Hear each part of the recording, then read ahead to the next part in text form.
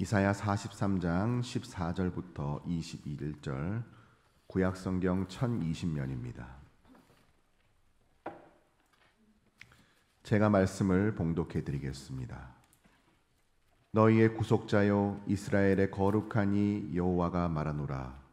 너희를 위하여 내가 바벨론의 사람을 보내어 모든 갈대아 사람에게 자기들이 연락하던 배를 타고 도망하여 내려가게 하리라. 나는 여호와 너희의 거룩하니요 이스라엘의 창조자요 너희의 왕이니라.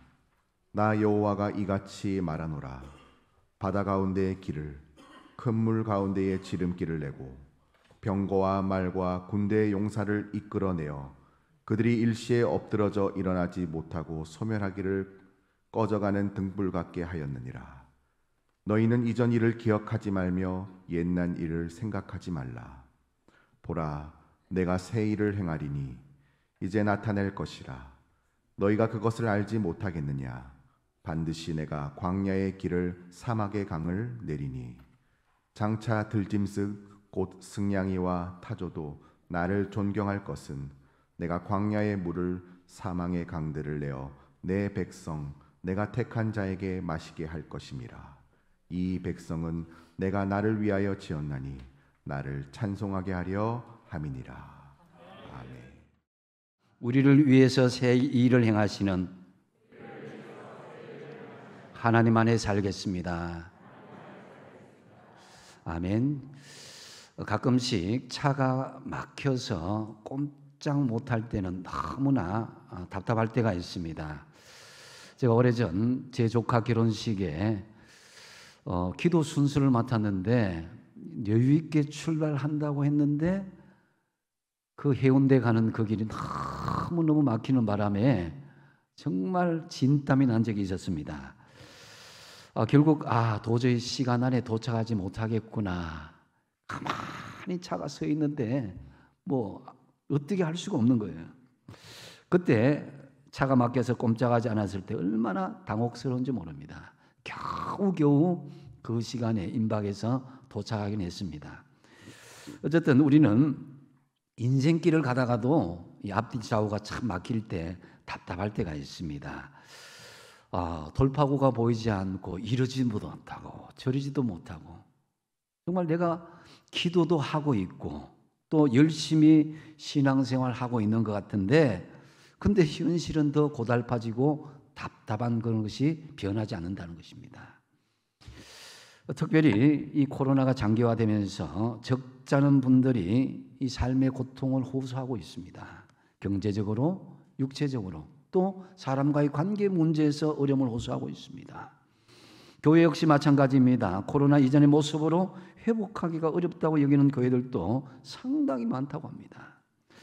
이와 유사한 상황들, 오늘 본문 이스라엘 백성들의 상황이었습니다.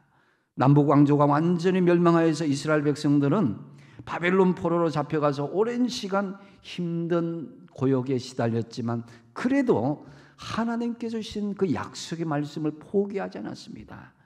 반드시 내가 너희들을 포로로 귀환해서 예루살렘을 복귀시켜 주겠다. 이 약속의 말씀을 믿고 나갔습니다. 그런데 10년이 지나고 20년이 지나고 50년이 지나고 60년이 지나도 그것이 응답되지 않는 것입니다. 몇 세대가, 두 세대가 지나간 거죠. 너무나 답답한 마음. 그래서 과연 이 나라의 독립은 가능한 것인가? 예루살렘을 우리가 과연 돌아갈 수 있을까? 하나님께서 과연 우리의 기도를 들어주실까 하는 그런 회의적인 생각이 백성들에게 펼쳐나가기 시작했습니다. 급기야 어떤 부류들은 이제 우리도 먹고 살기 위해서는 어쩔 수 없으니까 여기 바벨론 지역에 잘 정착해서 여기 사람들과 같이 살면 되지 않겠냐 하는 그런 식의 사람들도 등장했습니다. 이런 절망적인 상황 가운데 하나님께서 이사야 선지자를 통해서 오늘 주시는 말씀, 소망의 미래를 선포하는 것을 그들에게 보여주고 있습니다. 19절 상반절에 보면 보라 내가 새 일을 행하리니 이제 나타낼 것이라 그랬습니다. 이 말씀이 사실은 이스라엘 백성들에게 너무나 영원하게 느껴졌습니다. 멀게만 느껴진 거예요. 현실은 여전히 어렵고 힘들고 삶에 막막한 그런 부분들이 꽉 막혀 있는데 말씀이 제대로 들어오지가 않은 거예요. 여러분도 그런 걸 경험했을 것입니다. 내가 열심히 믿음 생활하고 신앙 생활 하려고 하는데 경제적으로는 너무나 곤핍할 때, 육체적으로는 너무나 어렵고 힘들 때, 내 가정의 문제가 풀리지 않을 때에 하나님 하다가 결국 자포자기하는 그런 마음으로 사는 사람들도 있다는 거죠. 그래서 이스라엘 백성들의 현실은 나라는 망해버렸죠. 설만한 지도자들은 다 바벨론 포로로 끌려갔죠. 또 거룩한 성 예루살렘은 짐승들이 오가는 황폐한 곳이 되어버렸고, 또 바벨론 제국은 정말 넘지 못할 엄청난 그런 제국으로 보였던 것입니다. 이것을 지금 우리의 삶의 현실로 표현하면 다음과 같습니다. 지금 여러분들이 수억의 빚을 지고 있는데 하나님께서 말씀하십니다. 이제 곧 빚이 탕감될 것이다. 또 지금 여러분이 말기암에 걸려 언제 죽을지도 모르는 현실인데 하나님께서 말씀하십니다. 이제 곧 내 병이 깨끗하게 치유될 것이다 라고 말씀합니다. 그리고 지금 여러분의 자녀들이 결혼은커녕 직장도 못 구하고 있는 형편인데 하나님께서 이제 내 자녀가 좋은 직장을 구하고 결혼식을 치룰 것이다 이렇게 말씀합니다. 지금 이것이 우리의 현실에서 말씀하신다는 여러분께서 하나님을 향하여서 아멘 하시겠습니까? 아멘 하시기 바랍니다. 자, 따라하겠습니다. 내가 새 일을 행하리니 이제 나타낼 것이라. 오늘 이 말씀은 2500년 전에 과거의 말씀이 아니라 오늘 지금 우리에게 주시는 말씀입니다. 그래야 지금 우리의 상황에 희망이 보이는 것입니다. 하나님은 잠자는 분도 아니요 책 속에만 계시는 분도 아니요 우리의 관념이나 마음에 갇혀 계시는 분도 아닙니다. 지금도 생생하게 역사하시고 살아계시는 하나님을 믿으심을 바랍니다. 그러면 우리에게 새 일을 행하시는 하나님을 바라며 소망하며 살아가기 위해서 우리가 어떻게 해야 되겠습니까? 먼저 첫 번째로 보면은 바벨론에서 떠날 수 있는 결단이 있어야 됩니다. 오늘 본문 14절에서 21절에 소제목을 어떻게 달고 있습니까? 바벨론으로부터 빠져나오다, 이 제목을 소제목으로 달고 있습니다. 즉 이스라엘 백성들이 바벨론 포로에서 해방되어서 본토 가나안 땅 예루살렘으로 귀환을 예언하는 말씀입니다. 우리는 지금 어렵고 힘든 현실을 벗어나기 위해서는 이 삶에 피곤하고 또 어떻게 보면 반대로 안주하는 이 바벨론에서 탈출할 수 있어야 된다는 거죠.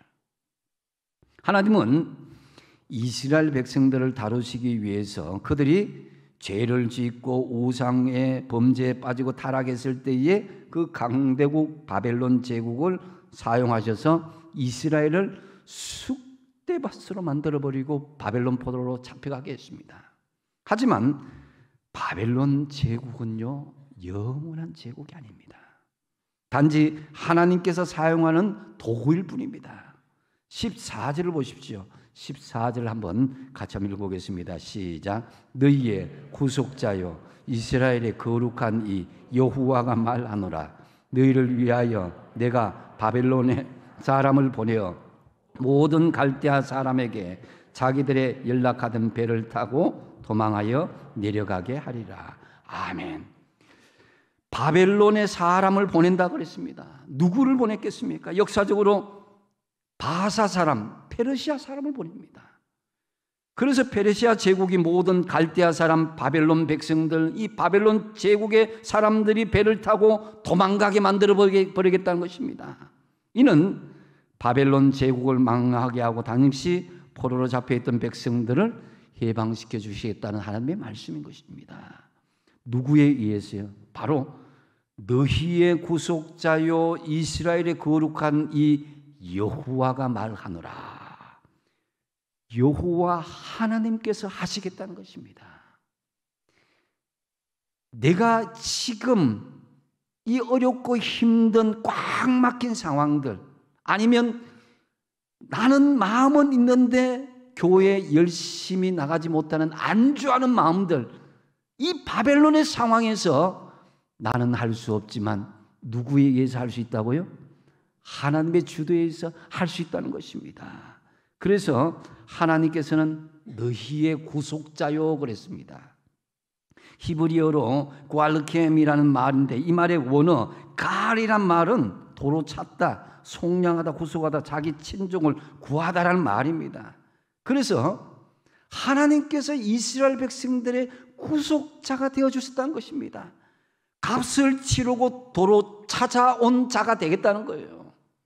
이제 너희들의 그 범죄함이 바벨론 포로의 그 70년 상황에서 이제 내가 너희를 건져내서 다시 원상태로 회복시켜 주시겠다는 이 말씀인 것입니다. 그래서 하나님은 이스라엘에게 자신을 너희를 바벨론에서 대가를 치르고 도로 찾아오신 구속자로 소개하고 있는 것입니다. 또한 이스라엘의 거룩한 이라고 말씀하고 있는데요, 이스라엘이 앞으로 어떤 존재가 되어야 된다는 것에 대한 하나님께서 암시적인 말씀입니다. 이스라엘은 거룩한 분 하나님께 걸맞는 너희들도 거룩한 백성이 되어야 된다라는 그런 의미인 것입니다. 그런데 문제는 오랜 포로 생활의 결과 사람들은 그 현실의 어려움에 헤쳐나갈 생각을 안 하고 있는 거예요. 오히려 반대로 그냥 포로 생활이 편안하고 안주하는 생활로 변질되고 있더라라는 것입니다. 비록 베드로 생활이지만 나름대로 그 생활에 적응되어서 포로 생활에 그냥 편안하고 세속화된 모습으로 살아가는 것, 그것이 조사오니, 여기가 조사오냐는 그런 마음으로 살고 있더라는 것입니다. 여러분, 아무리 하나님께서 포로 생활에서 자유를 준다고 할지라도 본인이 바벨론 생활을 청산하고자 하는 결단이 없으면 하나님께서 주시는 자유는 아무런 소용이 없게 되는 거예요. 하나님께서 여러분에게 지금 3년 넘는 이 코로나의 포로기와 같은 그 삶을 해방시켜 주시고자 하는 그런 은혜가 있음을 믿으시기 바랍니다. 그 다음엔 여러분들이 어떻게 됐냐? 바벨론의 그 안주하는 삶들, 내가 어쩔 수 없다라는 포기하는 삶들, 그런 여러분 마음들에서 우리가 해방되어서 나의 힘이 아니라 나의 구속자시고 거룩하신 하나님의 손길에 의탁함으로 우리가 바벨론에 벗어나야 한다는 것입니다. 그래서 여러분, 코로나 이후 하나님께서는 우리 자신은 물론 교회 공동체에 새 일을 하길 원하십니다. 좌절과 절망, 우리 힘으로 어쩔 수 없는 환경들이 분명히 있었습니다. 심지어는 예배 드리고 싶어도 예배당에 나오지 못하는 그런 현실들도 있었습니다. 하지만 이제 바벨론 포로에서 벗어나게 하신 하나님께서 코로나의 구속에서 벗어나 우리에게 이전의 자유함을 회복하여 주시고자 하나님께서 말씀을 주시는 거예요. 그런데 여전히 코로나를 겁내고 핑계대고 이제 코로나 3년간의 그 안주하는 모습들, 그리고 힘들고 어렵고 얽힌 문제 때문에 벗어나지 못한다는 그런 패배감들, 그런 것 때문에 교회 공동체의 본질을 무시한 채 나홀로 신앙을 고집한다면 그 사람은 바벨론에서 떠나기 싫어하는 이스라엘 백성과 같다고 할 수 있는 것입니다. 이제 주님께서 말씀하십니다. 한번 따라하겠습니다. 바벨론에서 떠나라. 코로나의 아픔에서 떠나라.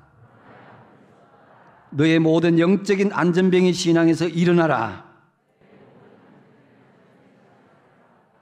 아멘. 여러분, 이러한 믿음의 선포가 우리의 선포가 되길 바랍니다. 나는 할 수 없어도 나를 구속하시고 거룩하신 우리 하나님은 하실 수가 있는 거예요. 새 일을 행하시는 분은 내가 아니라 하나님께서 주도하십니다. 16절 상반절에 보면은 나 여호와가 이같이 말하노라 그랬습니다. 내 하나님, 너희의 하나님이 내가 주도하겠다는 거예요. 그래서 세상과 하나님 사이에 머뭇거리지 마시고 속히 억압받고 답답하고 안주하는 그 바벨론에서 속히 떠나야 되는 거예요. 하나님이 주도하심에 맡기시면 우리가 생각하는 것보다 훨씬 더 놀라운 은혜와 기적이 일어날 줄로 믿습니다. 그것이 16절 하반절에서 17절 말씀인데요. 같이 한번 읽어보겠습니다. 바다 가운데에 길을, 큰 물 가운데 지름길을 내고 17절 병거와 말과 군대와 용사를 이끌어내어 그들이 일시에 엎드려져 일어나지 못하고 소멸하기를 꺼져가는 등불 같게 하였느니라. 아멘. 이스라엘 백성들이 처음 애굽에서 나왔을 때에 뒤에서는 애국 군대가 쫓아오고 앞에는 홍해가 가로막혀 있는 진퇴양난의 그 상황 가운데서 하나님께서는 홍해를 갈라 지름길을 내시고 애굽의 모든 군대를 일시에 몰살시켜버리고 이스라엘 백성을 구원시키지 않았느냐? 내가 그 하나님이다라는 거예요. 그 기적으로 너희를 인도하신 나 여호와 하나님이 아니냐? 내가 다시 한번 너희를 바벨론에서 건져낼 것이다. 우리의 영적으로 꽉 막히고 안주하는 그 바벨론에서 내가 건져낼 것이다. 내 의지도 있지만 하나님의 역사하심을 믿으시기 바랍니다. 그래서 지금 우리의 모든 어려운 코로나의 상황들, 질병에서 사업과 일터의 어려움에서 자녀들의 장래에도 계속해서 우리를 건져주시고 일으켜 주시고 하나님의 주도하심으로 흥왕케 하실 것이다 하는 거예요. 이제 그동안 절망하고 주저앉았던 자리를 털고 일어나십시오. 네 삶의 바벨론에서 속히 떠나십시오. 그리고 새 일을 행하시는 하나님께 맡기십시오. 하나님이 주도하십니다. 내가 고민할 사항이 아닙니다. 나는 다만 하나님께서 바벨론을 떠나시도록 환경을 준비하심을 믿고 속히 이 악하고 답답하고 안주하는 바벨론을 떠나 새 일을 행하시는 하나님께 맡기시기 바랍니다. 그리고 새 일을 행하시는 하나님을 바라며 소망하기 위해서는 하나님께서는 두 번째로 보면 이전 일을 기억하지 말라고 말씀하고 있습니다. 18절에 보면 너희는 이전 일을 기억하지 말며 옛날 일을 생각하지 말라 그랬습니다. 홍해의 기적은 이스라엘 역사에서 결코 잊을 수 없는 하나님의 놀라운 기적의 역사입니다. 그런데 왜 홍해의 기적을 말씀하시다가 갑자기 너희들 그 이전 일을 기억하지 말라고 말씀하시겠습니까? 그것은 하나님은 과거의 역사 속에서도 기억되는 하나님일 뿐만이지만은 중요한 것은 지금도 살아계셔서 구원의 역사를 이루시는 분이라는 것을 강조하기 위해서입니다. 과거에 하나님이 행하신 위대한 사건을 우리가 기억하는 것은 필요합니다. 하지만 거기에 머물러 있어서는 안 된다는 것입니다.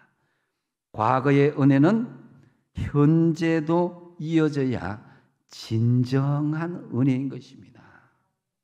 어떤 분들은 그럽니다. 내가 서울 사대문 안에 살다가 울산의 시골에 와서 이렇게 고생하고 있다고. 옛날에 내가 서울 사람으로서 사대문 안에 살 때는 좋았는데 하는데, 그런데요, 그 사대문의 은혜가 이어지기 위해서는 현재 은혜가 있어야 돼요.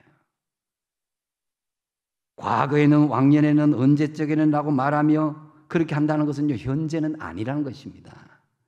하나님께서 이루시는 새 일은 과거에도 있었지만 현재에도 진행형으로 이어져야 하나님이 행하시는 새 일을 경험할 수가 있는 거예요.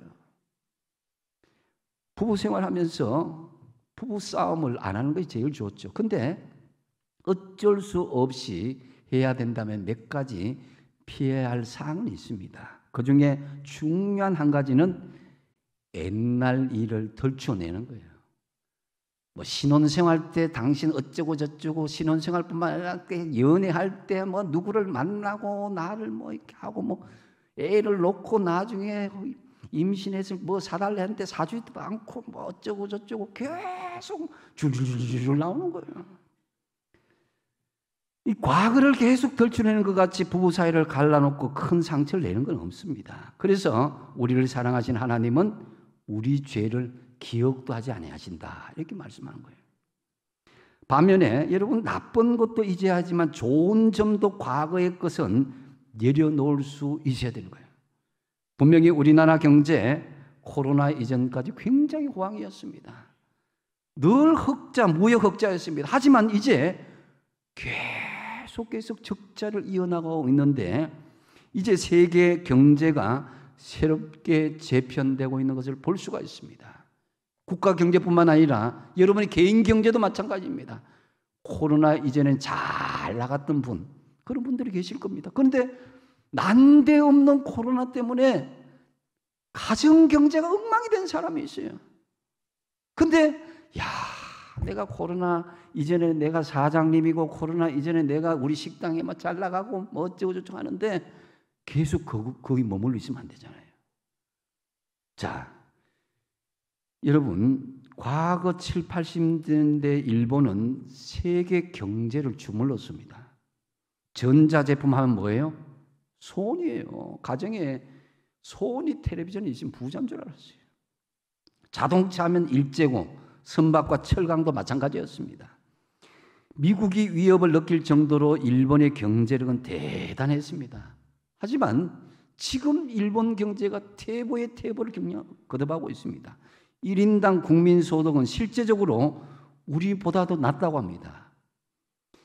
새로운 디지털 시대가 다가오고 있음에도 불구하고 여전히 아날로그 시대의 방식으로 그들은 대처하고 있습니다. 그들은 지금도 정신 차리지 못하고 있습니다. 우리는 이것을 반면교사로 삼아야 할 것입니다. 신앙도 마찬가지입니다. 여러분, 한국교회 70년대부터 90년대 초반까지 한국교회는요, 부흥의 연속이었습니다. 세계 기독교 역사에 이런 부흥의 역사가 없었습니다. 제가 과거에 담당했던 고등부 학생들, 지난주에 그때 그 집사님이 저한테 연락이 왔는데, 그때 제가 맡고 있는 학생들이 200명이었는데 지금 얼마 출석하고 있냐 물어보니까 37명 출석하고 있대요. 또 초등부 옛날에 여름 성교학교 하면 그 사진을 보면 빽빽하게 화면을 다 채우지 못할 정도로 있는데 지금은 말하기조차 부끄러울 정도로 출석하고 있다는 그런 소식을 들었습니다. 왜 그렇습니까? 그것은 미래를 잘 준비하지 못한 부분도 있다는 것을 자각할 수 있어야 된다. 19절 상반절에 다시금 보면은 보라 내가 새 일을 행하리니 이제 나타낼 것이라. 한마디로 과거는 지나갔다는 거예요. 신앙은 지금 현재가 중요한 거예요. 그러므로 이전 일은 자꾸 되뇌이고 현재를 뒤덮는 이전 과거 일을 되뇌이지는 않습니다. 빌립보서 3장 13절 14절에 바울이 이렇게 고백하고 있잖아요. 같이 한번 읽어보겠습니다. 형제들아, 나는 아직 내가 잡은 줄로 여기지 아니하고 오직 한 일 즉 뒤에 있는 것은 잊어버리고 앞에 있는 것을 잡으려고 14절 표대를 향하여 그리스도 예수 안에서 하나님이 위에서 부르신 부름의 상을 위하여 달려가느라. 아멘. 바울은 오직 한 일, 뒤에 있는 것을 잊어버리고 표대를 향해서 앞으로 나간다는 거예요. 바울은 과거에 주님 때문에 엄청난 고난을 받았습니다. 또 주님을 위해서 수많은 기적과 능력을 베풀며 많은 사람들을 주께 돌아오게 하고 많은 교회를 개척했습니다. 그런데 바울은 자기의 모든 것을 잊어버리고 나는 다만 표대를 향해서 달려간다. 아픔과 상처도 여러 가지 성공적으로 이룬 일들도 과거의 일입니다. 그래서 바울은 한 일은 다 잊어버리고 하늘의 상을 위해서 달려갔던 것입니다. 사람들에게 우리가 내가 왕년에 소시적에 뭐 이런 이야기하고 홍보를 하지 않아도 하나님 다 하신 거예요. 중요한 것은 현재입니다. 19절 하반절에 하나님께서 말씀하십니다. 너희가 그것을 알지 못하겠느냐? 반드시 내가 광야의 길을 사막의 강을 낸다고 그랬습니다. 출애굽 때는 홍해의 길을 내셨지만 이제 포로에서 해방시켜서 너희를 위해서 광야의 길을 내고 사막의 강을 내겠다는 것입니다. 하나님께서 광야의 길을 내시고 사막 같은 상황에서도 강을 내시는 분인데요. 그것이 신약에 예수님께서 말씀하셨습니다. 요한복음 7장 38절에 보면은 뭐라고 합니까? 나를 믿는 자는 성경의 이름과 같이 그 배에서 생수의 강이 흘러나리라. 이 축복이 여러분의 축복이 되시기 바랍니다. 20절 말씀에 보면은 장차 들짐승 곧 성냥이와 타조도 나를 존경할 것은 내가 광야의 물을 사막의 강들을 내어 내 백성 내가 택한 자에게 마시게 할 것임이라 그랬습니다. 지금 코로나로 육신적인 질병으로 물질적인 어려움으로 삶의 복잡한 현실로 황폐하게 된 곳에 악한 들짐승이 머무는 것처럼 우리가 그렇게 된 지경들이 있습니다. 내 집에 남편이 떠나고 자녀가 떠납니다. 찬송이 떠나고 예배가 떠납니다. 누구도 나의 존재를 인정하지 못하고 관계가 무너지기 때문에 무시되는 그런 현실도 있습니다. 이런 상황에서 하나님께서 새 일을 행하시겠다 말씀합니다. 그렇게 활기가 넘치던 가정이 일터가 학교가 교회가 적막하고 허물어진 그 모습처럼 되어갔지만 이제 하나님께서 다시 풍요로움과 번성함으로 우리의 모든 삶의 터전들이 주님께서 새롭게 세워주시겠다고 하시는 것입니다. 이 이전 같은 이 기적 같은 일이 우리 안에 일어나게 될 것입니다. 이전 것은 잊으십시오. 이제 새 일을 행하시는 하나님을 바라봄으로 여러분의 삶의 현장에 광야의 물길이 얽히고 사막의 강이 열려지듯이 하나님의 모든 택한 자들이 생수가 흘러넘치는 기적이 일어나게 되기를 축복드립니다. 이제 하나님께서는 우리를 위해서 새 일을 행하실 것인데 그러면 우리가 결단할 것은 무엇이냐? 하나님의 자녀라는 정체성을 회복할 것을 우리에게 말씀하고 있습니다. 21절에 보면은 이 백성은 내가 나를 위하여 지었나니 나를 찬송하게 하렴이라 그랬습니다. 여러분, 본문에서 하나님은 이스라엘 백성들을 향하신 하나님의 목적이 무엇인지를 분명히 말씀해 주셨습니다.